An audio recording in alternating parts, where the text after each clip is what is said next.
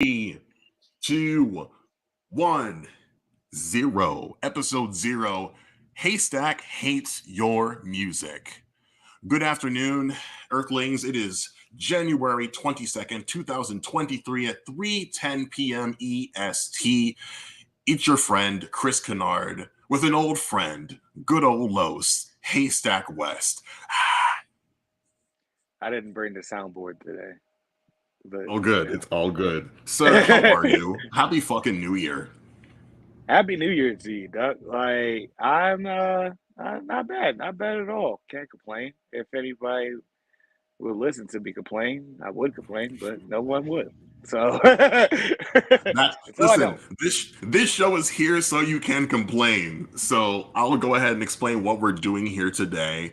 That's the Um, fun part about this. we our journey goes back all the way to high school, and a lot of shit was happening like 13, 14 years ago when we would cross paths in music and shit. I remember specifically when there was like a school newspaper article comparing Blueprint 3 and Wale's attention deficit, and like I couldn't even believe like such an Ah, exchange was yes, happening in our culture. Do you remember that shit? I do fondly, very fondly. I believe I had a hand in that article. Well, thank you for that, Not because necessarily like I wrote it, but definitely was interviewed for that, yeah?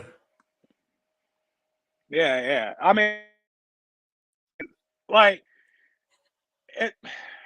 All right, so 11th grade journalism class, which Yeah. was a fun class, might I add, because I literally would.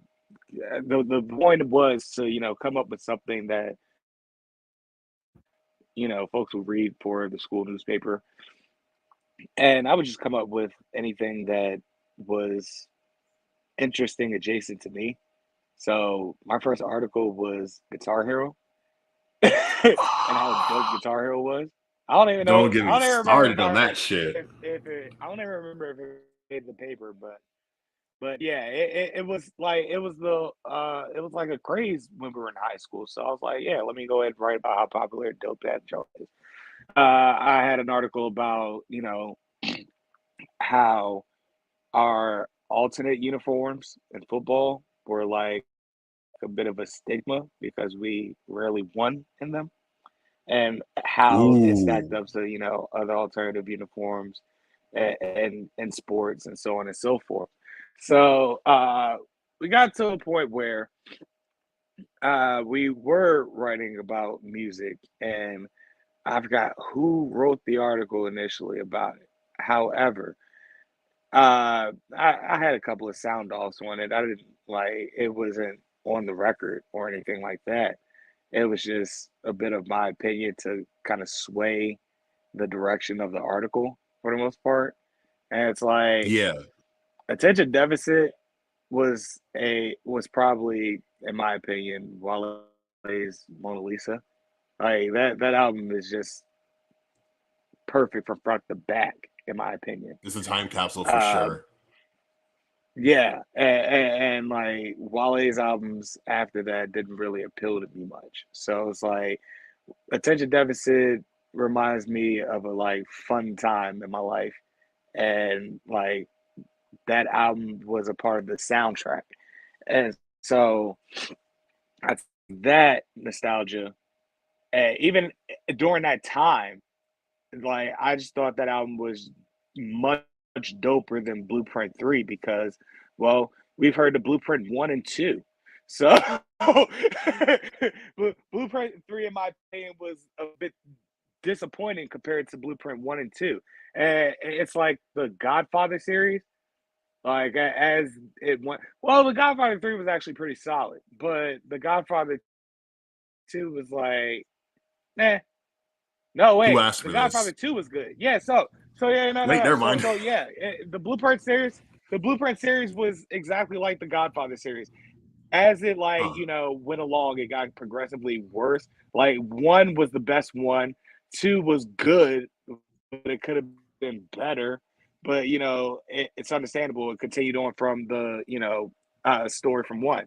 And then 3 was just it missed the mark It was for the something. most part.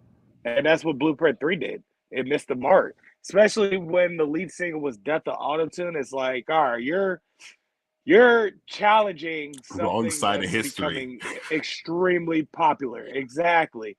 And though I commend him for it because I fucking hate autotune with a passion that burns the intensity of 1,000 suns, I only think Cameo and Roger, Zapp, and T-Pain are the only few people.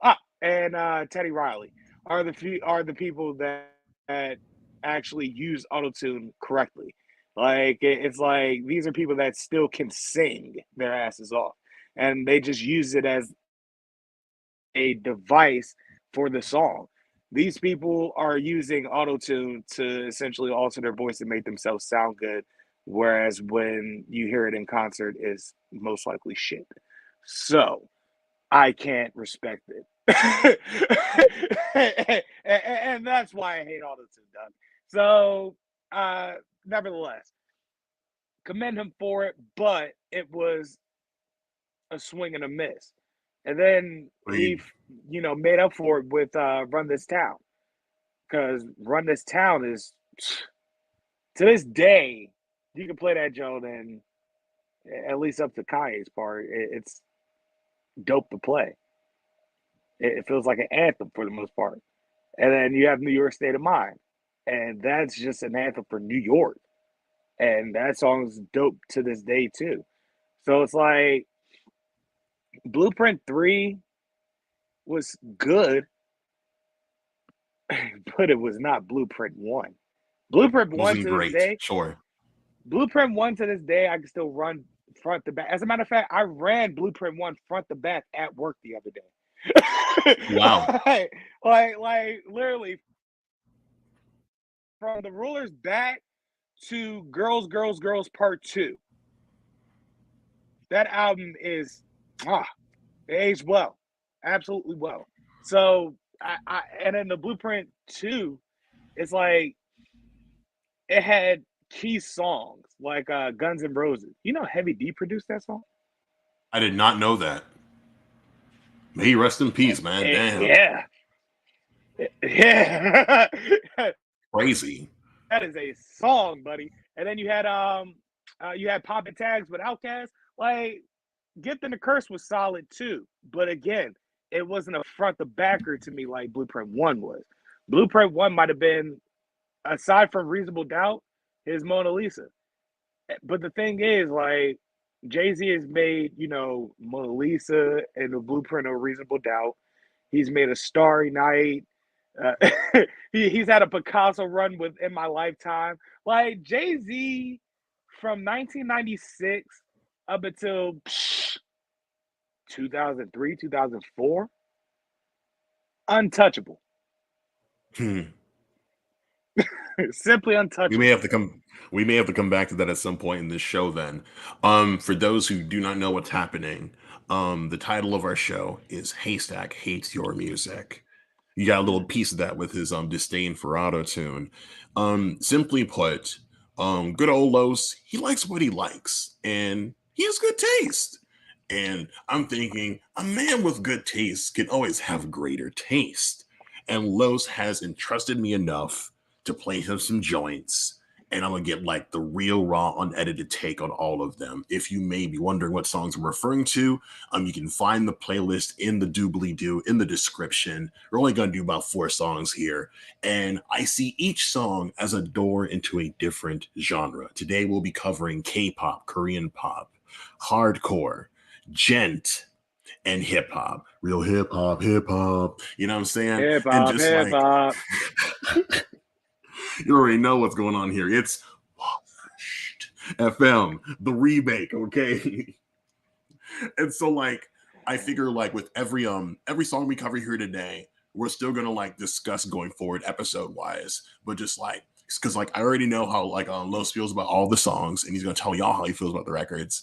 And so like say with Denzel Curry and Walk In, which is our first song, we're still gonna in episode 1 possibly we'll talk about 4 more hip hop records by 4 rappers he does not know. You know what I'm saying? With Feel the Pressure by Drain, we're gonna talk about 4 hardcore bands he does not know. With Can't Wait with Minoy and Loco, for like K-pop groups or artists he's never heard before, etc., etc. Alkaline by Sleep Token for gent bands. And so you get the gist of what we're trying to do here. This is, for lack of lack of a better term, my reaction series. Everyone knows how these reaction channels go.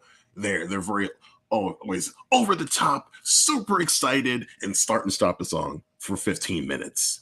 And like, congrats for y'all, but I can't do that. Not because I don't want to, because I could if I wanted to. I refuse to do that. There's nothing, because like the sensation of a stranger hearing possibly your favorite song and like cutting it off to interject and to avoid getting made is a bludgeon to my soul. It's very much like being mid-stroke and then like a car crashes through your window. What am I supposed And to I do am the with that? fucking king of it. I am the absolute fucking king of that. And son, and like I'll listen. if I'll you're with listen the homies up in to a real point where I'm life, over it. son, like if you're with the squad and then it happens, you're at least there with them and you can have the conversation. I think that's way more fun. And hopefully, if this is good for us, we can do that in reality. We're with folks and it's like, no, hold on, what did they say? Run that shit back. That's cool, you know what I'm saying? But like, I feel like in an Yeah. online setting, I it is love not moments the like way. that. Yes, I think it's cool. And I feel like it's something in reality that like parasocial relationships cannot like duplicate, if that makes any sense at all. So this way, and I'm kind of like I'm taking a chapter out of a book of one of my former favorite podcasts where like they would talk during the song, the entire song, and that worked for me because I can put in that work. Like I would listen to the songs prior to putting on the episode, so when I'm listening to the episode, I want to hear what they're saying about the record because I've already heard it. So in that sense, that's why you have the playlist for today's episode over and to the side, where you personally, the listener, can pause the show because soon the stream will be over. You can pause what we're talking about, put on the record, hear our conversation, keep it pushing. I'm giving the control back to the viewers. I don't want to forcibly say, stop enjoying that song. I have something to say. Who the fuck am I? You know what I mean? All right. Well, the co-host of the show, Ducky. Hey, there you go. My name is my name. Okay. So, do you want to start with the song you like the most or the one you like the least? Let's just run through and front to back, actually. Let's see how that Cool. The way they're presented? Yeah. All right. Okay, then we'll start with Drain. Shout out to California. This is a hardcore band from the West. The song is called Feel the Pressure. Shout out to Sammy C and his Hoochie Daddy shorts. If you've ever seen like them perform this song, you know exactly what I'm talking about. That man has white tops, high socks, and he's spin kicking everybody in every direction. Like my favorite performance of this song is when they're on audio. Say what? I said, "Oh my." No, literally, like they did a session recently on Audio Tree, and like when they start the song, they're playing the riff, and Sammy C is like, "This riff weighs 300 fucking pounds, bruh," and he's just like jumping all over the place like a Mexican jumping bean, and I'm just like, more of this, more of this. I was speaking to Los on the phone recently about my excitement for this record in particular, because if you go on Spotify, they have like over 2 million streams in this song. And I think they were one of the first big shows in this culture over there in the West. And like when they start playing the riff to this song, everyone bum rushes the stage. And there's just like a mountain of bodies climbing on stage diving, spin kicking, two-stepping. And I'm like, what is wrong with these people? I didn't understand.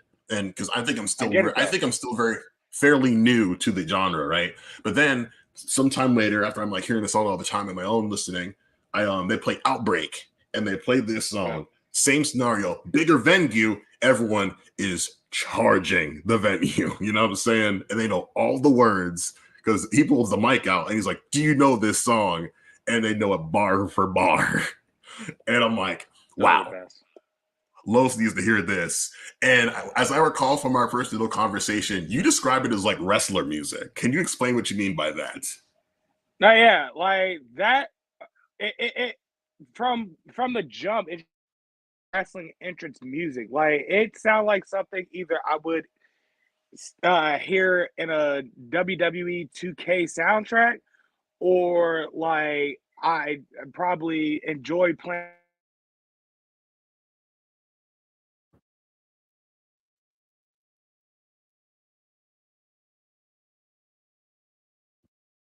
Oh wait. Um. Oh, there we go. Oh wait, where did I cut off at? Did I cut off? Um, you cut off around like this would be like WWE 2K music or Right.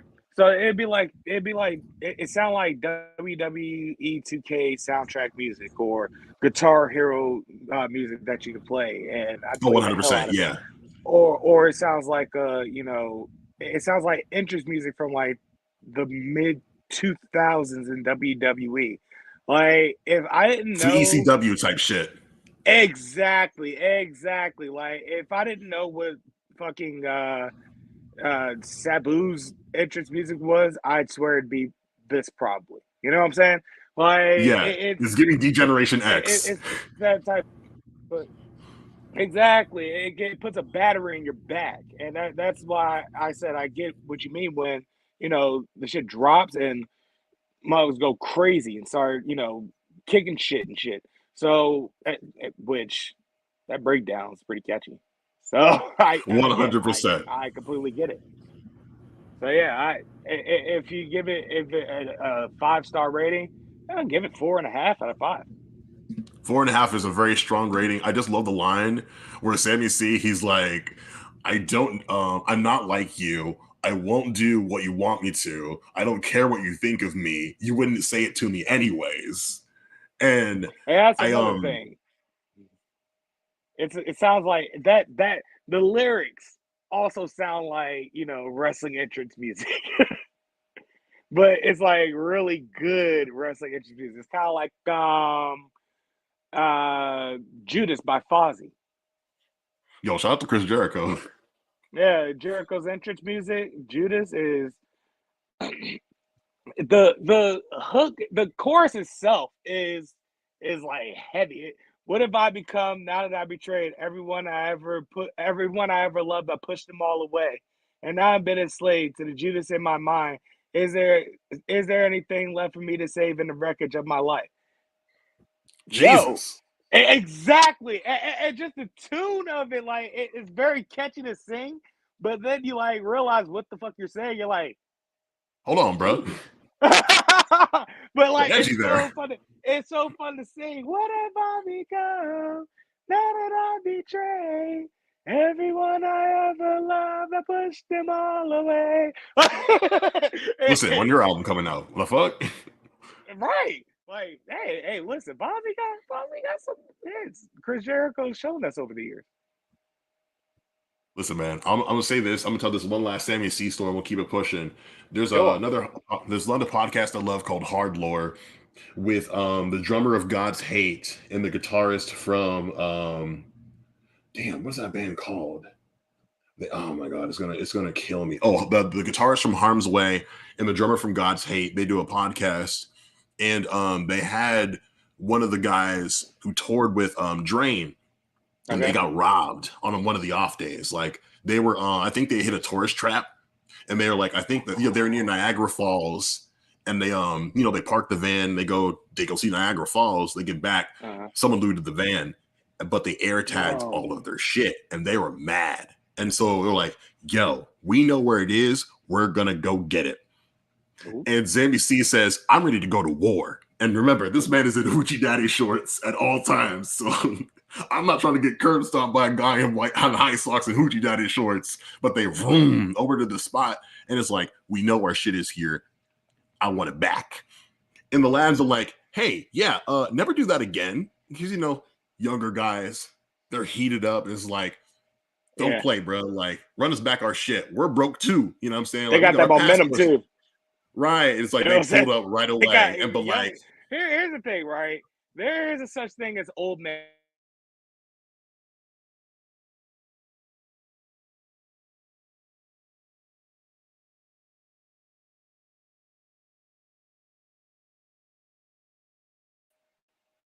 I'm I got supposed you. to I got you. learn. I got you. All right, yeah. So it's like, yeah, sure. Old There's man a such thing energy, as right? old man strength. Yes, but youngins just have that momentum. Like if you are fighting an old dude, right? If you have the aerobic energy to do so, you could run circles around the old dude till he gets tired. Old man ain't gonna fight no longer than 30 seconds anyway. That's all they got the energy for. They're trying to close the show immediately. I get it. I'm one of those old people. So, so they're going to close the show immediately. However, you keep them going for a certain period of time, they're food. And so, so you got these youngins and motherfucking hoochie daddy shorts.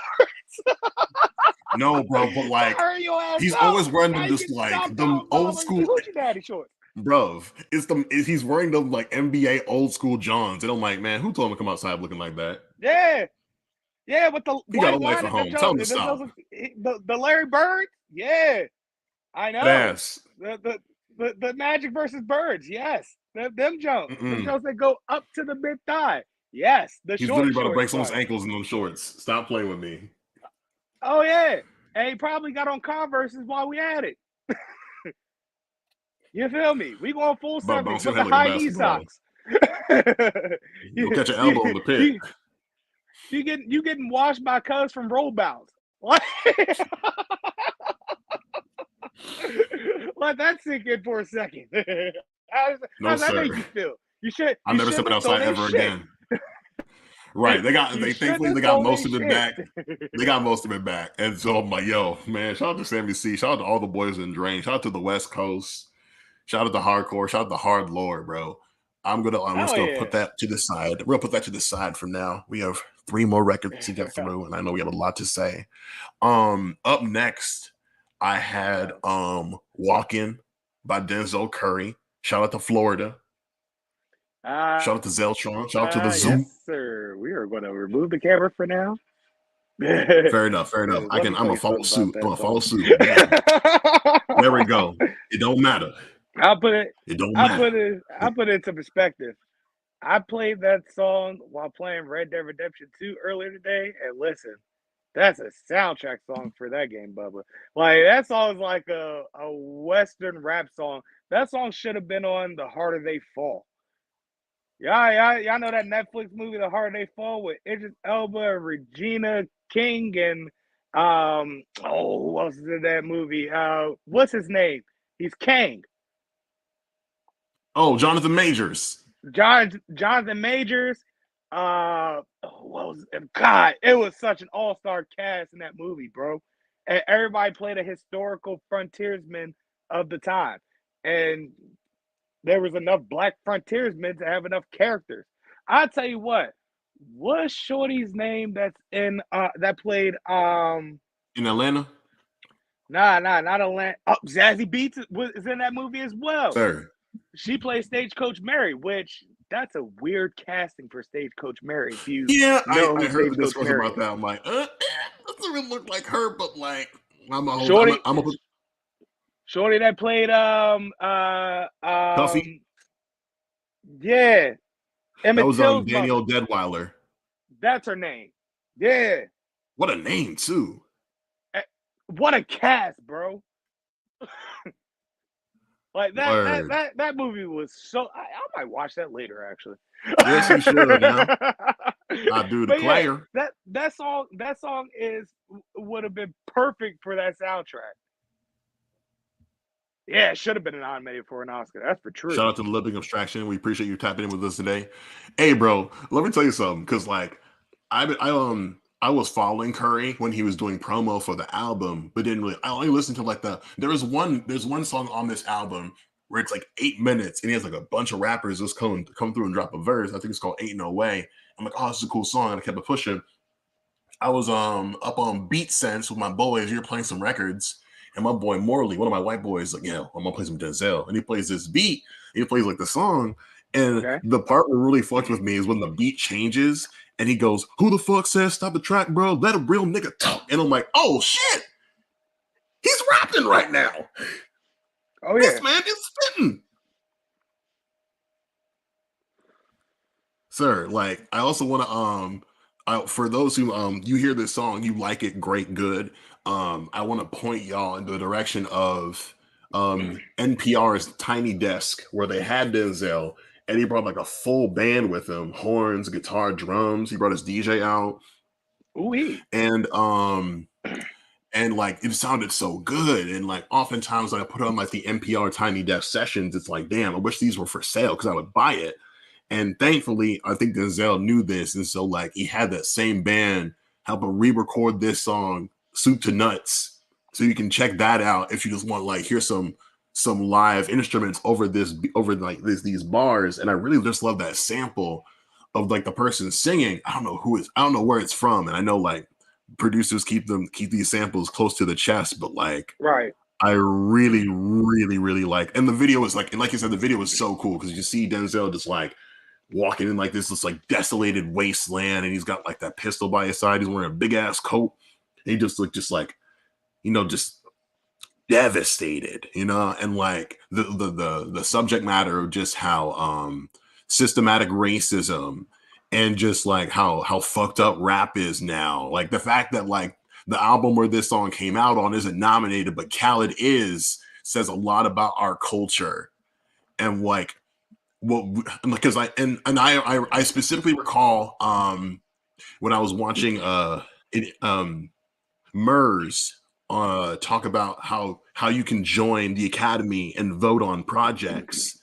It's like I feel and usually I don't like the rules, I don't like the law, I don't like none of that shit, but I sincerely feel like in regards to just like giving out awards in our culture, I feel there should be more regulation. And granted, I was very happy to see Tyler the Creator win the Grammy for Best Hip Hop 2 years in a row. He at least deserved to be nominated each time. Did he deserve to win both times? That's up for debate. But just like at least it was like a rapper getting a not, sir, Los. I actually have a question in regards to like Grammy nominations and things like Please hit that. me. Let's learn together. Well, the first question would be, what is the like deadline to be considered a nomination? Oh, that's a good question. I'm a just like chatter while I answer that because I know that the ceremony this year is either later this month or in February. And it's so funny you mentioned that because I Okay. think about the best new artist category, how we can see like say Dua Lipa was nominated, I think a whole year after her first like debut professionally came out. And by the time like she's up for Yeah, what's the that about? award, it's like, hmm? I said, yeah, what's that about? Like, Dog, uh, I don't really get, I feel oh, like the first year you pop out and like you have some shit that's like publicly available, like can be the only time um, because I think this year the jazz duo Domi and JD Beck are nominated for Best New Artist, and their first project okay. together just came out. I think Anderson Paak was a big proponent of getting that release put together. And so I'm very happy to see them do that because I've been following their work for years. But like they didn't put out a project together until recently. So them being nominated makes more sense for me personally. And like, yes, I'm biased towards their work, but like there isn't like a because the things that they were doing were apart from one another and you couldn't buy what they were doing. They were just like doing demos and shit. You know, like they're kids. They're not even like older than 21, but like the project they put out together just dropped. So of course they'd be nominated for like a jazz Grammy or for best new artist. But say when like New Rules by Dua Lipa is out for a whole year and then like next year you get the nom, it's like son, like you don't need the nom because people already know you're here. It's like Right. I think like the point is like when you're in best, at least for like best new category, I want someone to say who the fuck is that? Why did they win? It's you're gonna look if you're mad, you might look the person up, and that's kind of the point. But like if you're already out here and niggas know who the fuck you are, you you don't why you even why you know what I'm saying? Like But that's not even Because my the thing is question, like is my thing is like eligibility. because you see you hear about artists being like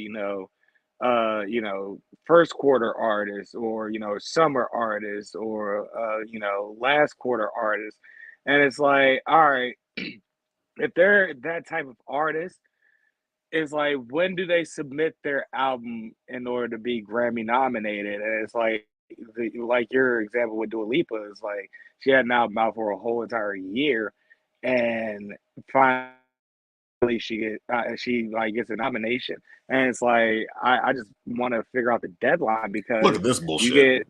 get situations like that. I also, uh, okay, so that must obtain radio 7 by 7 new recording. Oh, so that's how you get spam Too songs big. on radio and things like that. That's Shrink that that's a shit. slippery Shrink that shit. slope. And the thing is like you're trying to put quantity in the music, and that's like, because the quality is what people really like, of course, and you're just shoving music down people's throats at that point. It's like, give me quality instead of quantity. Like, you're giving me a bunch of songs that essentially sound the same on the radio. It's probably by different artists, and I could probably tell who's who and what's what. SZA has like the same sound, so I could tell SZA songs. You know what I'm saying? There are, Janae Aiko has birthed a lot of different R&B artists, if you ask me, because Janae Aiko He is writes a lot. the like she's the modern queen of the like soft voice R&B. We call them whisper singers. Whisper singers. That's the term I'm looking for. Like, there aren't a lot of R&B artists that get a lot of play that be singing anymore. We don't go to church these days, and it's simple as that.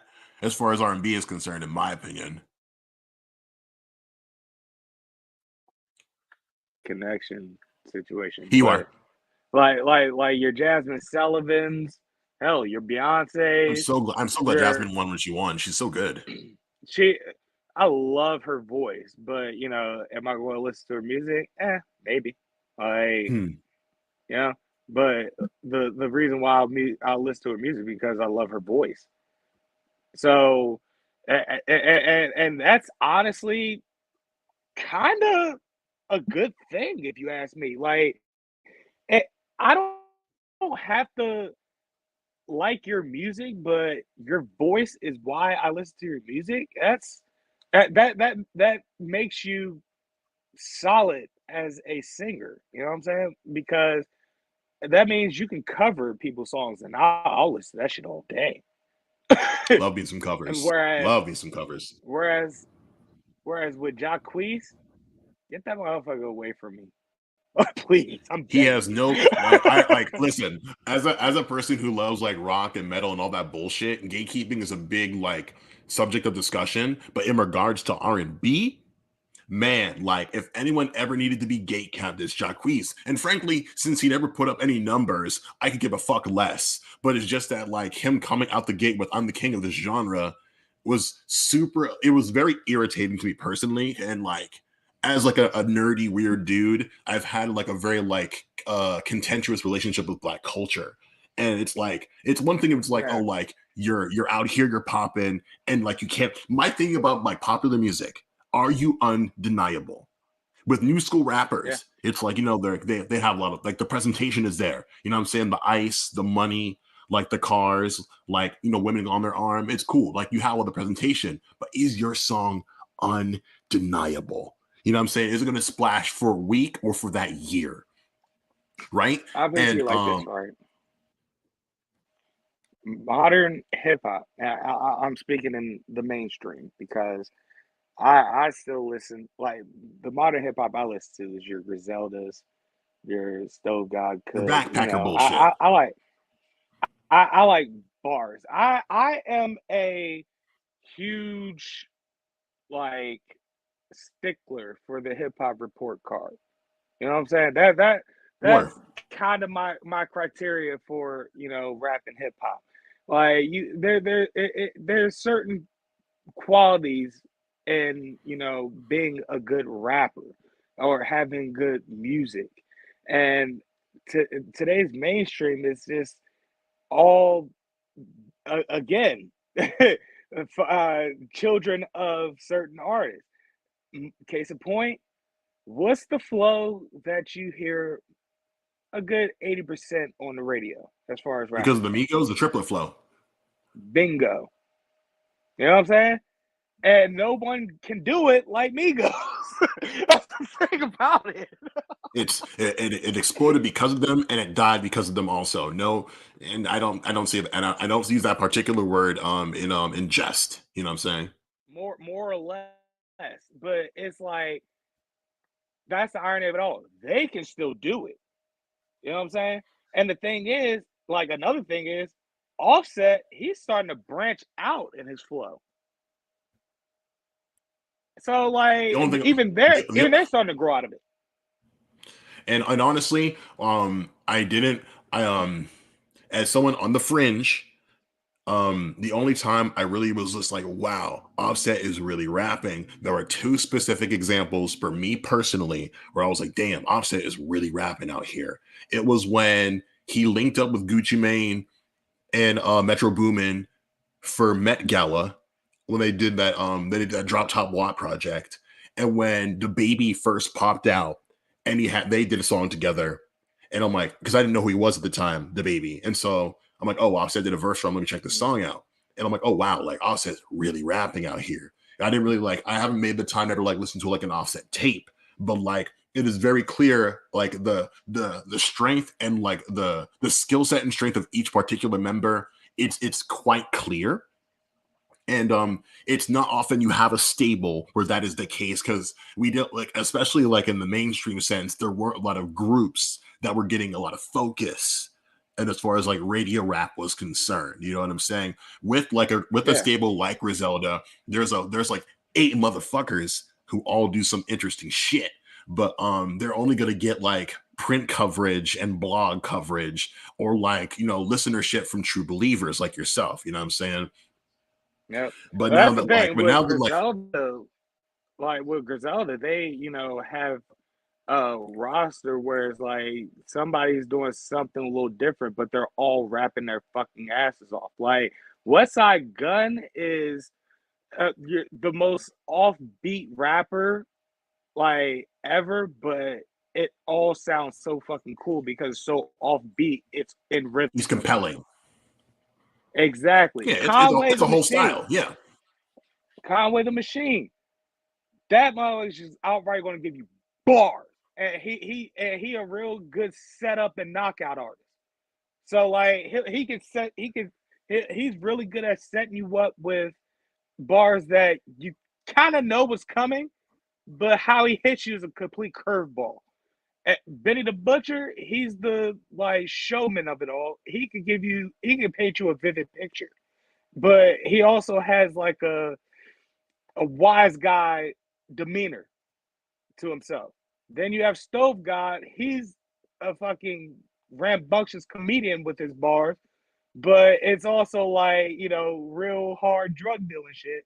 Rome Streets gives you just bars, like real backpack bars. Armani Caesar, she gives you the, female side of rap, but she gives you bars as well. Like everybody from that group gives you something good, like something side note, real presentable.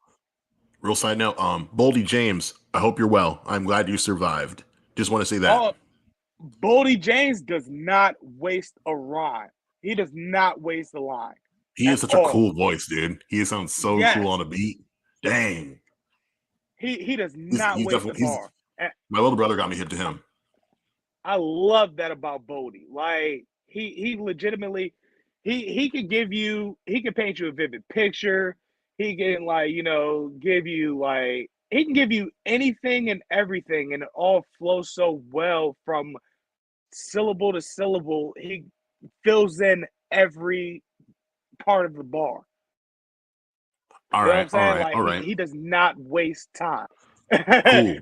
So Yeah, but yeah. So with who was that that made that jump we were talking about? That's on subject. yeah, that's what I was gonna bring it back to. So like now that you've heard "Walking" by Denzel, I don't know if you had like a Denzel Curry. necessarily like I don't know if you had like a history with Curry like in the way that I did because it was like I'm kind of I feel you didn't and see like for me it was like his song because I was going to mention in regards to our Grammy conversation like Melt My Eyes See Your Future is his sixth like studio project, you know what I'm saying? He's been around since like 2014 Mm. 2015, and he was associated with a stable at the time that basically dissolved, and as I personally recall he was in like the infamous Double XL Freshman with 21 Savage, Yep. Lil Uzi Vert, Lil Yachty, Kodak Black. And like I would say That's in where I regards to first those, heard from him. yeah, because like That's he where I came out, first heard from he him. that cipher, he was rapping. Okay. Yeah, And like I sincerely feel that like because I was listening to there's a Spotify podcast called Rap Caviar. It's also like a very popular playlist. And sure. one of the episodes, I made a TikTok about this actually.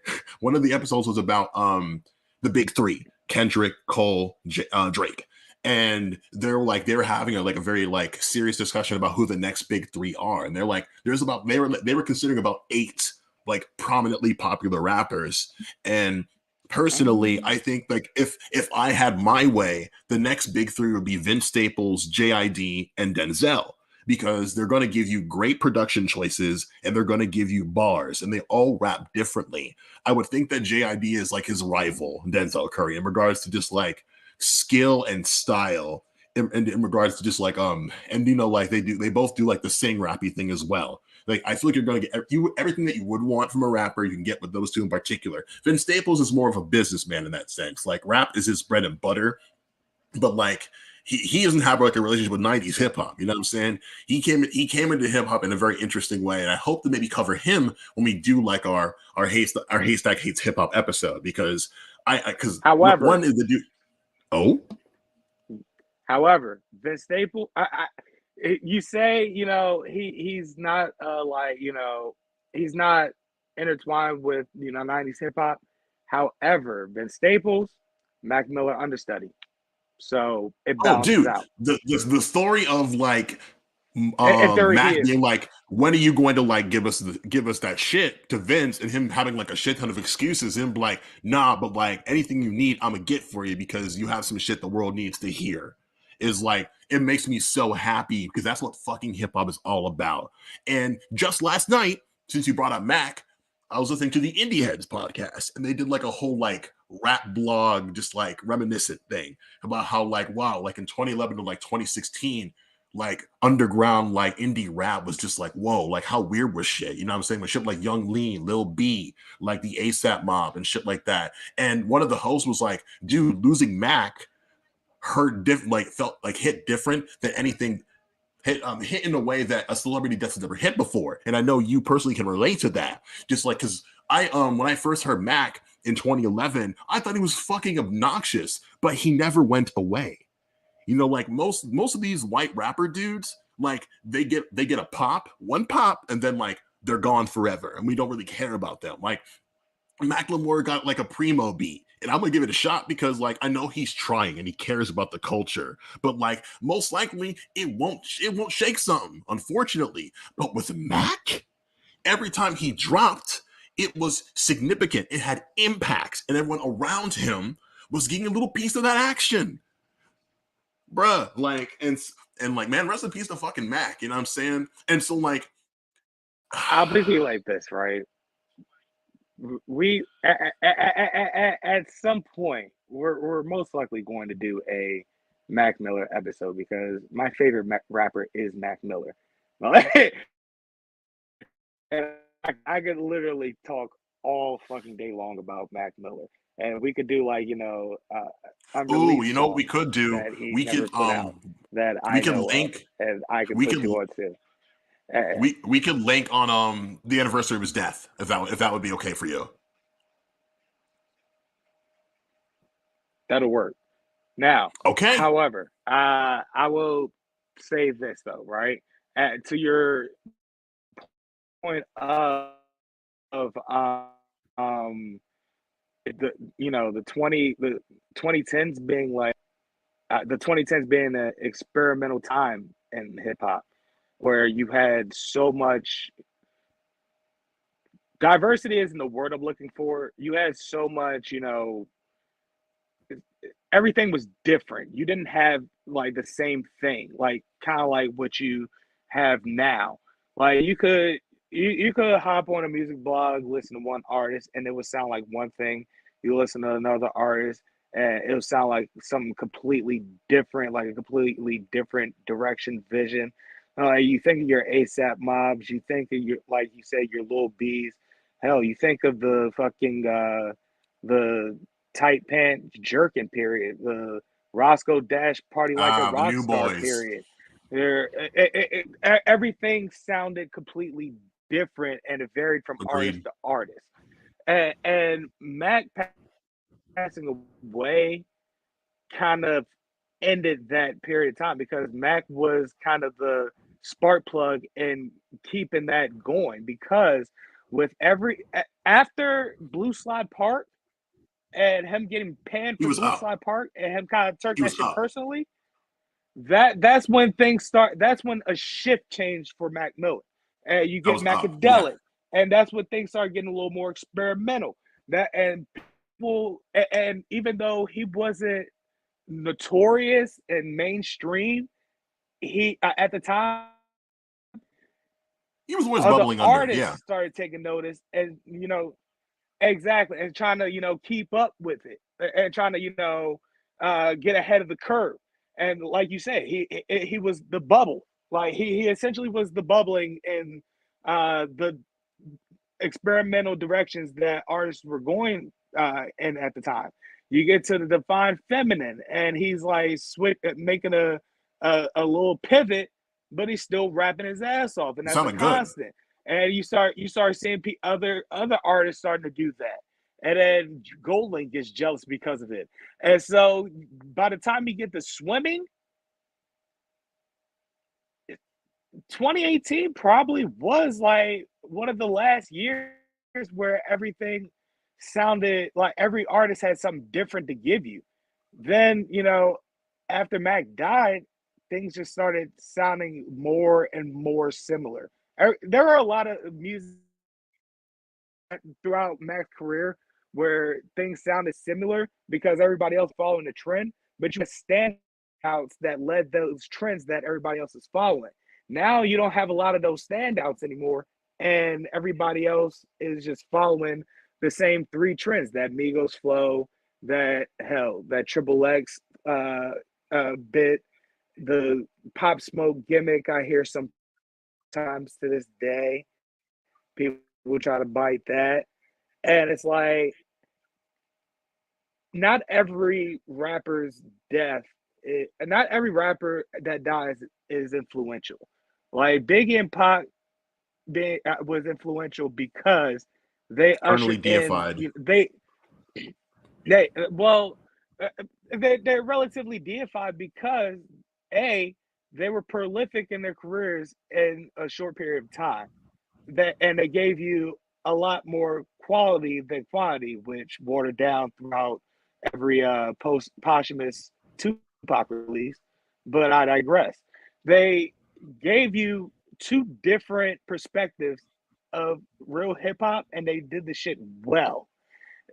Biggie was more of your storyteller, and he could paint you a vivid story. One of my favorite Biggie stories is "I Got a Story to Tell," in which that was a roughly 30-year mystery until finally, I believe Fat Joe solved it on an episode of Highly Questionable on ESPN. The story goes, Biggie, meets a girl. He goes back to the girl's house. He hits. They're smoking.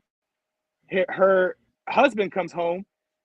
Apparently, he's a basketball player. He plays for the Knicks. So he comes up with an idea of how he's going to get away with this. He puts on a ski mask and pretty much robs the basketball player and skates off. Turns out basketball player was Anthony Mason.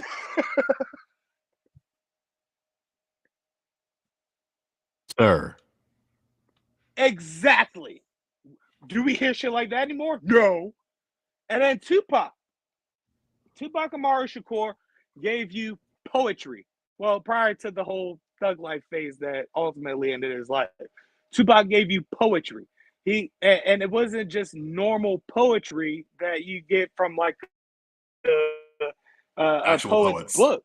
He gave you what you may consider street poetry. He gave Agreed. you a story, but it wasn't told in a sense in a Biggie sense. He poetically told you a story. He gave you poetic devices and things of that nature to convey a story. Brenda's Got a Baby is essentially Hello. poetry. Hello there. Like Brenda's Got a Baby is essentially poetry, and that's why the two are essentially deified. In their short lifespans, they were years ahead of their time, and you don't have rappers like that anymore because they're just following the trend. And being years ahead of your time got you to be mainstream. That's why you heard your Big L's. That's why you heard your Big Daddy Kane's, because Big Daddy Kane so ahead of the Warm it curve up, King. in Warm his it time up, period, King. Warm it up, King. Warm it up. way ahead of his curve in his time period. Because you had Muggs rap like it was just the ho ho rap type raps back in the day. Big Daddy Kane came through and actually gave you bars and would show you how to, go to battle with a beat and rhythm. And that's who revolutionized what's considered now yesterday's rap. But today's, I guess, underground rap can be considered. So, however, let's move on to the next song. Yeah, we have it is clear to see that we will be returning to hip hop very soon. Um, let's and before we I love hip move off hop. our rap conversation, before we move off some hip hop shit, Abstraction asked this question twice, so we're finally going to answer it. And the question being, for those who cannot read it, do anyone agree that Melt My Eyes, See Your Future is better than Mr. Morale and the Big Steppers? I know it's sentiment. I know it's some sentiment that I've been seeing. Let me kill this conversation right away. The answer is no, and here's why. Los is my Mr. benchmark for Morale. everyday people. Huh? You mean Mr. Morale and the Big Steppers? Yeah. And the answer is no, and here's why. And it may not be for the reason you're thinking. LA. Here's the thing. Los is my benchmark for everyday people. And he clearly, and he said to me, like he shook his head no if I asked about any sort of history with Denzel Curry. So that to me says something. Here's the thing. Mr. Morale is the last Kendrick release we're going to get for a long time, possibly ever. So of course that's going to get more ears on it than new schooler Denzel Curry. Like, you can only make that distinction for yourself if you've heard both projects. I am biased towards Denzel, but the fact of the matter is your everyday brothers and sisters aren't going to give him a shot. Yes, Los. I got a confession to make. All will be forgiven. I like Mr. Morale and the Big Steppers, but What? not in the sense that I will listen to it over and over again like I did his other albums. I think most people feel that way. I don't think that's not a crazy take to have. He, on purpose, alienated the listeners, and I can Yeah. applaud him for it. But he definitely had some significant missteps that we should not. We're not going to waste any time. We're not going to waste time with that.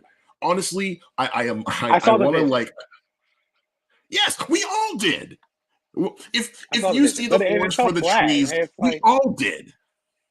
I saw the vision. Like he wanted to give you a different perspective other than, bitches, drugs, and violence. And it's like he went to therapy because he was a mess that needed to be cleaned up. And he finally realized he was a mess that needed to be cleaned up. And he finally got over that hump. I get it. And if he had done that in the like forms of getting these bars off, oh buddy, this would have been a hell of an album. but he kind of catered to the monster that is mainstream. You know what I'm saying? Like everything sounds like radio, or the majority of that album sounds like something that would be played on the radio. Like it's that type of modern sound. And it's like, I know you're trying to keep up with the times, but it's like, what we liked about you is how you separated yourself from the normal sound and gave people something different that's more than likely better than the normal sound. To be honest with you, there aren't a lot of people who are like just like playing the game of being popular in rap that can do what a Kendrick is doing. Maybe less than 10 people that I can think of off the top of my head, one of which All being right. Curry. But like Curry isn't going to get the coverage that a Kendrick is going to get, unfortunately for the culture. Like I feel that like I feel as if like um in the mainstream sense, hip hop um is looking over its shoulder. You know what I'm saying? It's like the fact of the matter is, hip hop is the most popular genre across the world, which we will discuss when we talk about K-pop. And seeing as it's the most popular genre in the world, who like takes up most of the world? These white folks. You know what I'm saying? And so Yep. like getting the white person's dollar is more significant than making more space for unique and interesting hip hop artists like a Denzel Curry. Like whether you like the shit or not, he's doing something interesting. You know what I'm saying? All right. And so And I miss and interesting. it's So, yeah, and like it's a shame when like he can't at least get like a nomination for putting out possibly his best project to date. His It's not often a young like full of fire rapper can put out 6 consistent projects. You know, like maybe you get 2 or 3 before like you get burned out or you don't want to make music anymore. Nobody cares. You know, like he's clearly going to get better when he drops it a couple of years. all And like right. I look forward to that because more people need to hear what he has to say. We don't hear a lot of rappers from Florida these days who are like just like who are tapped in, who are like just at the heart of so many different things and sounds being made. Like you go back 10 years and Curry is there. And like the fact that he's still here and most of his Yeah. peers are not is significant. Like you can throw a stick and like if it's hip hop related, he's at some point just whispered about. I But like to go yeah, back to I like just one more thing before we move on to the next song. What I like to do is I please. like to every year or two or so, I like to go back and look at the covers of the Double XL Freshman, just from the like last They're important. from That shit like is I look for from that shit every year. well, I look at it from when it started to when I started losing interest in it. I started losing interest in it around I want to say 2015, 2016. I'm not 100% sure. Let me It look at was that list probably real quick while you're maybe talking. after it was probably after Savage and Curry's class, if we're being honest, because I can't 100% remember the That was 4 years recipes. after the But fact. okay, so I like Wait, look no, back at the 2016 was the year that he was on it. I'm so sorry. Yeah, 2016 was his year. okay, so yeah, so I would look at the like covers and go, well, what where are they now? And I think about where they at now. Like I think of the class Asher Roth was on. And I Okay, want to that say was that probably was like like 2011, 2010. yeah, something like that. Can you quickly give me the list that was on that? What for the Roth list or the 2016 list? The Roth list. Let me see. Asheroth, Asheroth. I hear he's doing well these days, and I'm glad to hear And then that. just give me a quick just like name off each rapper, and as you name off each rapper, just give me a quick moment to like quick comment Damn, that was on where they're at 2009. now. Damn. Oh my Okay, god. bet. This is a great list. Rattle it Oh my off then. god, dude. You're gonna freak out. All right, so check it out. In 2009, the freshman class was, are you ready for this shit? Currency, Still spitting. Still putting out Ace mixtapes. Hood, Not necessarily doing much these days, but his Around, but not boy, significant. did he But marry? not significant. Did he marry a real one? Yeah, I know. Like, I know they like he went through some trauma. So like, reason Yeah. his absence is not excused, but like understood, if anything. Mickey Fax, nowhere to be seen. I haven't heard from Mickey Fax in years. Blue for the real like backpackers. I know Living Abstraction loves Blue. I haven't heard I'm from like a Blue in rap. years either. I'm like a rap. But yeah. Corey Guns, who ain't nowhere to be seen. However, do still listen to a Joan he's featured in with Smoke Dizza. Shout out to Smoke Dizza. That's Damn, that's a throwback name right there, boy. Dizza in one of these lists. No, for real, for real. Charles Hamilton. That mother got his ass whooped one time, and that's the last I heard from him. If anyone actually cares, I know that Eric the Young God interviewed him recently. I want to say either last year or late 2011, 2021. If anyone actually cares, but, I know that's a name buried to like that's some rap blog shit, some Charles Hamilton shit. You know what I mean? Yeah. Asher Roth, who we know and love. Yeah, he's doing well. I hear he's still king of the Blumpkins. That's good news. Kid Cudi. Kid Cudi still making music. He's still Bro, that touring. movie he He's still made out was here. fucking amazing. The new movie Yeah. was great, and the album Intergalactic. associated was also good. Intergalactic is awesome. Also a song on Man on the Moon 1. Just man, okay, yeah, right. Not a lot of people remember that. It was honestly, I would say, arguably like possibly the worst song on that album, but neither here nor there. Easily. Continue. Wale, we were talking about earlier. Still, Wale has the theme song to NXT, and its Really? sample still tipping. Yep. Well, I'll be damned. And its sample still tipping. That's fascinating. Man, it's dope too. It's a dope ass song. Fascinating. And last but not least, B.O.B. I haven't heard from him in years either. I mean, I've heard from him, but not musically. 3 words.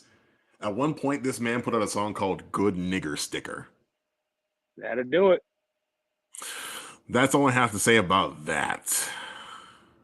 There is a reason why Nas changed his album from nigga to Nasir. Just saying.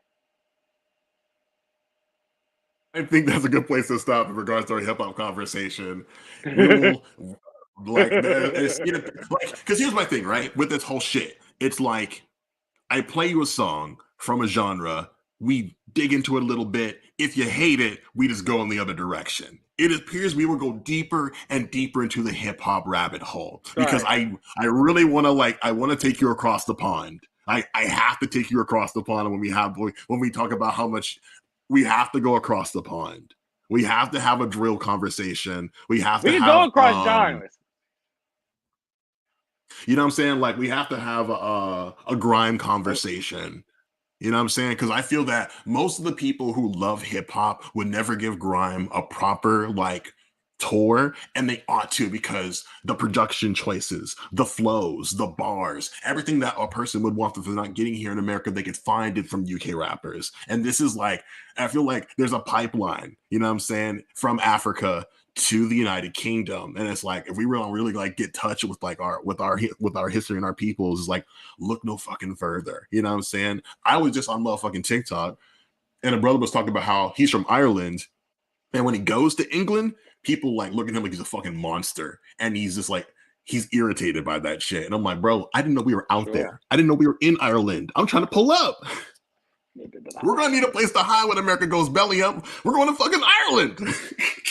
Brothers with Irish accents sound crazy to me, and I'm gonna send you the specific user I follow, because I'm like, hey, bro, put me on. We out there. I know we was out there like that. Let me find a black woman with an Irish accent. I might fall in love. I love accents. Cause Cause no, not for nothing. Cause I love that. like one of my best friends since I was two has a very big family, and I'm in her house, and like one of the relatives was from across the pond, and like I'm just gonna sit here quietly and just Oh listen to Shorty my. speak for 5 minutes, and then I'm gonna leave because you don't hear that every day. Yeah, you Let me just not get ahead of don't. myself. You gotta like listen.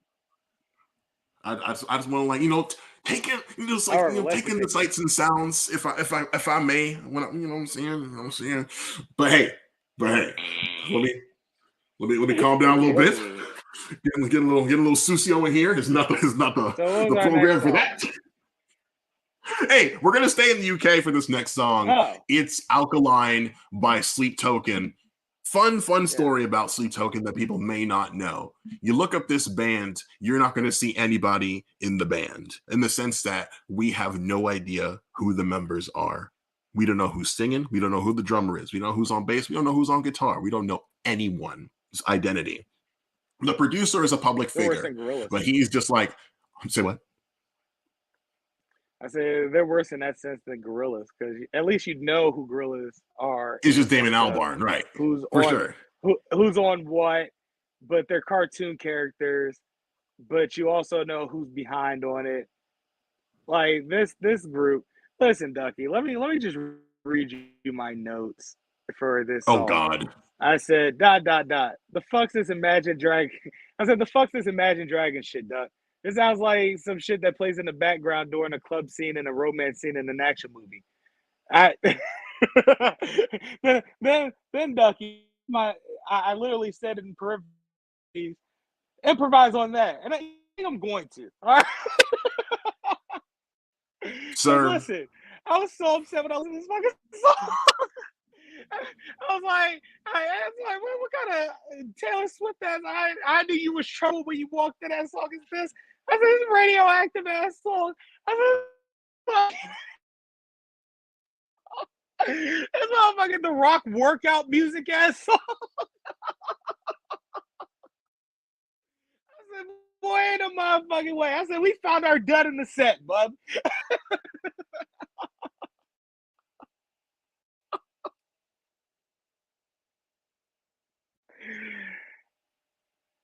Don't tell me Are that you song holds quite a done, close sir? place to your heart, Duck. I Listen, think I am. I this reckon I am. this this this It is this is almost exactly 420, what I Ducky, want. so I'm gonna pack me a one. Word. Monologue as Word. long as you can.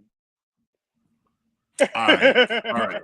I'm gonna get into it because like And go. that comment is why we're here. You know what I'm saying? In the sense that I feel so no, for real. It's like so Sleep Token, man, first things first, Imagine Dragons wished they made shit this compelling. They've maybe made one song in their career that I can without any irony say that I've enjoyed since their first release. Like to be and like the Living Abstraction knows how much I abhor Imagine Dragons. A good portion of why I hate radio is because of their band, in the sense that they just like they take up all the space that they do not deserve. And I'm sure they're stupendous people off the stage. I hear they have a charity for queer youth in their specific like I think they're from like I think those guys are Mormon or something, and they have like there is money for like queer Mormon youth. That's sick. But like I feel that like they ate up all the space for mainstream radio rock, and I hate that for the genre, and I hate that for the culture. No And doubt. it's so funny to me that you're like, dog, this is Imagine Dragons bullshit. And like this Sleep Token has never been bigger than they are right now, because the four singles from their third album are doing really good numbers on TikTok, because prior to like these singles dropping, only nerds from my like specific niche cared for what they were doing. Like I'm gonna type something out here so the audience can see what I'm saying. The style that of music that this band makes is called djent, popularized and like kind of just built by the band Meshuggah from Europe, and it's basically it's shorthand for progressive metal and whatever, and just like the way that like the like just when the drums and the bass and guitar really just like locked in and very just like calculated and mathematical, you know what I'm saying? And just like I Cool. it's just that, like, and usually a lot of times gent bands like they only have like screaming vocalists or harsh vocalists, and I can appreciate when like someone figures out like the formula between like a pop sound, like a Justin Timberlake ass sound, and like putting just like some riffs that'll put some hair on your chest. You know what I'm saying? Like I feel that I already can tell I probably like I'm fighting a losing battle with getting you to like gent, but like I wish that more radio rock sounded like it, because like it's shit that's gonna like want to make the crowd move. Like someone joked on Twitter that when people see Sleep Token, there'll be a pit just for motherfuckers to grind on each other. And I'm like, as funny as that is, like that's that I think ultimately it was like, yo, like we want to like I feel that in like these heavier music spaces, it's not safe for women or queer people. And like a band like Sleep Token is like, maybe you can play this for the shorties. And like this is music that won't scare the hoes, for lack of a better term. You know what I'm saying? But like when you see like Sleep Token, like when you see like their visual, they're creepy looking cats. Like they're wearing like cloaks and masks and they're covered in like paint and shit. But then like, you know, like people listen to Slipknot and stuff like that. So like it's not too out of left field, but just like I feel that they're just like tapping into something that like the subgenre has been reaching for something like this for quite a while. And I feel that Sleep Token cracked the code. One of their first, like I feel like popular songs was a melodramatic, slow version of Hey Ya. And like it shouldn't work, but it fucking does. Well, it only fucking does because of the lyrics in Hey Ya. Hey Ya is a very depressing song when you think about Oh, it. 100%, 100%. But like just in case like y'all see Lowe's laughing at my expense and you're like, yo, what is Haystack talking about? Like the chorus is she's not acid nor alkaline, caught between black and white, not quite either day or night, perfectly misaligned, caught up in her design, how it connects to mine. I see in a different light the object of my desire. Like very Solid lyrics, cheesy pop but bullshit. to me, exactly. It's like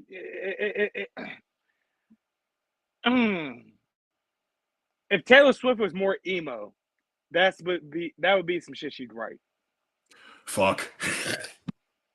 We said we wouldn't say we would not invoke her name in today's episode, and here the fuck we are. I said that if I would do it, it'd be in slander. So Uh hey y'all, like you if you put the record on, you'll see what we're talking about. I feel like this because recently I was at work and I was talking to one of my homeboys in the doors and windows department. I work in a home improvement store, and I'm like, yo, Robert, what do you like to listen to? And he said, oh, I like Meek Mill, and I'm like, okay, but I'm like, what do you stream on? He's like, oh, I use Spotify. I'm like, bro, let me make you a playlist. So I make Robert a playlist. I gave it to him yesterday, and he's listening to it while he's like, doing his thing. And before he leaves, I'm like, yo, what do you think so far? He's like, oh man, there's one song that I like so far. I'm like, oh, which one? And it was the one of the new singles by Sleep Token. And I'm like, yes, okay, good. Like this is I'm trying to just like infiltrate. I'm trying to like get Jen to infiltrate like regular like music conversations. When I worked at you remember when I worked at the mall in Lake Forest Mall? sure. And I worked at the FYE. And there was when people on the rare occasion people will be like, oh, I'm trying to buy a CD, which one should I get? And if they liked rock music, I would always point them to this one specific album by Tesseract, which is one of the bands we'll cover in our Haystack Hates Gent episode. And I'm like, yo, like listen to like the little previews and whatever, go home and check it out. If you like it, come buy it. And it only worked once where these youngsters, they came in, I'm like, yo, this is my shit personally, y'all might like this, you can play it in front of your folks. And they did, and it got like approval. And I'm just like, that's what the fuck I'm talking about. This is why I do what I do. And so I'm like, and so I'm thinking like, yo, if it like if it appeals to like the youth, you know what I'm saying, and like their parents are going to be thinking to listen to the sounds of Satan, it's like cool. Like we're making something shake here. But again, like the presentation of Sleep Token can be a little bit off putting if you're not into like just like Elden Ring or horror movies, because like even just the video for Alkaline where they have like this like SWAT team trying to pull up on the vessel and he's just like murdering them as they approach like his inner sanctum. It's like, huh? With this music? I don't know if I'm being Los in that way. I'll put it to you like this, right? As far as Gent goes, if this is a 4 episode series, you're fighting an uphill battle already. Yeah, like I may just like make our Jet episode 1 just to get the pain out of the way. Because I know it's the gif of Grandpa Simpson going into the old folks' home, putting his hat on like the coat hanger and going right back out the front door. Seeing Bart turning around, walking the fuck right back out. Exactly. They're not even breaking stride in the whistle either. But let's get to this K-pop song actually because I Okay, had I a want to very scroll back fascinating up. evaluation. I want to scroll back up to where my homegirl V was like, "Boo." For And usually, context, V, I'm inclined to agree with you, but hey, and let's get to it. for context, V is Indian and lived in Japan teaching English for years. And like when she would go to shows, folks would just be like, "Why is this brown girl here?" All the time. And we've discussed it when we streamed together like 3 or 4 times. It's like a constant part of our conversation because just like the delineation of J-pop versus K-pop is night and day, apples to oranges. And I could write I would write a dissertation about the influences and differences between the sounds. It's bonkers bananas town for lack of a better term. The specific K-pop record I chose from a soloist. I don't know if I've and like I'm really awful with pronunciation, so I'm just gonna write it down and I'm gonna just like attempt and I'm hoping that I'm doing it right. And I also want to like point out that this specific artist, like Minoi, she has a cooking show where like she'll interview other singers, other actresses and whatever, and she'll like cook for them and they'll talk about what they're promoting. She's so sweet, she's so adorable, and like she be roasting niggas low key because she invited Lee High, who's also a soloist, and she called one of her homegirls like, "Yo, I'm going to Minoi's Yorizori, but I can't go by myself because she's just gonna bully me the whole hour. Can you please come?" And so they get there, and she immediately knows there are two of you. Why are there two of you? And it's like, oh, like I hear you're kind of mean. And she's like, me? No, I'm so nice. And it's just like, oh no. And like they play like the scream music in the background while she's saying this. She's like, I'm so good. I'm so nice. Hey, Why nah. would you think that about me? And I'm just like, bro, she has a lot of personality, and I respect that about her. And I didn't know who she was. I've been in the K-pop game for a decade, like since like 2010. And I think I fell off the truck around 2018. And so I was at I went to like I think my housemate and I went to this specific like Asian spot and they're playing K-pop records and I heard this song I Can't Wait, or as it's pronounced when you spell out the characters, it's pronounced hold on. Mot Chama, or I Can't Wait. And Right, it has the featuring rapper Loco. Well, that's write that down too, because right. when you heard it, you're probably like, "What the fuck are they saying?" It looks like this, but you know, Multichama. But I can't wait, and it's like it's a romance song and shit. And like in the video, like she's working at a cafe, and Loco pulls up. He's dripped out and shit, and like he catches feelings for Shorty at the counter, and like in the video's like, "Yo, like I'm not trying to wait all day for you to like just like pull up because like I like you a lot and I'm serious about you." And I'm like, okay, let's see what's going on here. And like it has like that new school hip hop production, and that's kind of what I'm alluding to. Like that's like the tether between like the two specific cultures. A lot of just like black influences wind up in K-pop via the fashion, the lingo, the clothes, the production choices. Yeah, And I would say more often than not, these choices are predatory, if you will. I specifically yeah. recall the boy band Block B I think of their last big single, Shall We Dance. They hit the Millie Rock during the breakdown of the song, and one of the brothers has purple box braids. And not for nothing, they were hitting that hoe. But I'm just like, who gave them the permission to hit the Millie Rock? I know they didn't pay no commission to 2 Millie himself. It just like if years after the fact, it doesn't hit the same, and I'm like, man, bro, like some of y'all got away with murder in regards to just like specific like sometimes even just a simple like innocent ayo just like does not hit right sometimes. And I'm just like, shorty better turn it up. Come on, dog. Like the most recent like one of the big groups. I'm gonna shut up in a minute. One of the big groups out there, Big Bang. They had 5 like popular members, and one of them, Taeyang, he was like their usher or like Trey Songz over there in regards to just like the way he was presented and the way he sang. Like, just dropped a new single with one of the brothers from BTS, which is like the big boy group right now. And like, I'm like, oh, if these two get on a song together, it's gonna pop. Like, it's gonna do numbers, whether it's good or not. And I'm like, hopefully, it'll be like, I'll really enjoy it.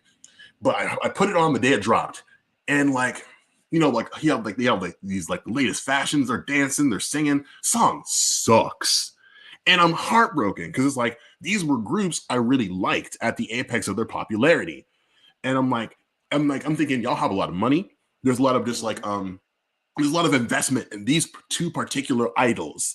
And I'm thinking this can't be the best thing y'all came up with because these cats don't write their own records. That's not what they're here for. They're here to look good. They're here to dance. They're here to sing. But like, it's sometimes when a song comes out and I'm like, this is the best y'all got. I don't like that shit. You know what I'm saying? I'm like, nah, Oh dog. yeah. Like, I feel like when you're making pop records, like it's going a lot of people are going to hear it. A lot of people are going to see it even before like the audience does. So I'm thinking this can't like if the one thing it was like a rush job because then that's nobody's fault except for like the people who are paying for it. But like same with the Minoy, like I don't think we have this problem because she's relatively new to the scene from what I've understood, only in her early 20s, and she's a solo act, and I don't think she's on a big label to be honest with you. But like the references for the sound are all really, oh yeah, vibe is terrible, don't listen to it. But I can't wait. Like I feel like you could sneak that in here in the States, and it could shake something, I feel like. And like I think I'm gonna hand the mic to Los because I've been talking for way too long. All right. So my quick draw analysis of it because I made the mistake of not charging my phone before we started, and Oh I'm at shit. 12% battery. So we're gonna get the quick analysis, and then we're gonna bring it on home. So Yes, sir. my thing my thing is I find K-pop fascinating. Like it's Man. taken essentially the world by storm, and you have huge people. You have people that are like huge on it, so huge on it that they're like they base their personality on it on the internet, things like that. So it's been a turnoff for me. However, listening to this song made me go, all right, I can get down with this because it's like it sounds like something from the mid 2000s. It if it can Mm. make me rock, lean, and snap, I can get down with it because it reminds me of a simpler time in my life. So, but then there are other, well, not K-pop, but like hip hop jokes that I heard on the NBA 2K3 soundtrack. I'm like, all right, I can tolerate it. You know what I'm saying? I can get down with it. It's not that Yeah. bad, but let's not appropriate too much. So there's that. But yeah, aside from that, like again, this one of those shows like if you translate it to English, Maya would be singing it or something like that. You know what I'm saying? I'm like, all right, I can get down with this. Relieved. Like I'm honestly relieved that like your take on Alkaline wasn't the take on I Can't Wait. And so I guess that sets up like the groundwork for like episode 1 through 4. You know what I'm saying? I think um we'll do Gent first because I know it's gonna be like again an uphill like a struggle for us both. More for me than for you. We'll power through it. We'll Yeah, we'll power through together. Teamwork. We'll do Gent first. And then I think we'll do hardcore because I know you're gonna like it anyway. And then Okay. we'll do hip hop third because I feel like we'll have a lot to talk about. And then we'll do hip hop last, best for last, because we'll have the most to say about that. More than likely. And then I'll just like give you another set of four doors. You know what I'm saying? Like probably more hip hop, but just more specified, and three other just like crazy ass genres, and we'll take it from there. We got through an hour and a half with relatively no trouble, and I'm very excited about that. Hell yeah, man. Let's bring it on home then. Fucking A. What I say every stream. Drink more water. Please wear a mask.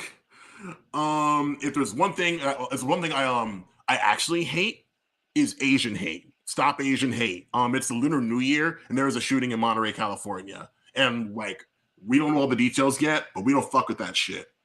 Like we don't like the only thing you can hate is evil and various other genres that we will learn about as the year goes on. So you can find Los and I on Twitter, like get our followers up, like shoot us a tip on Cash App. I don't fucking know.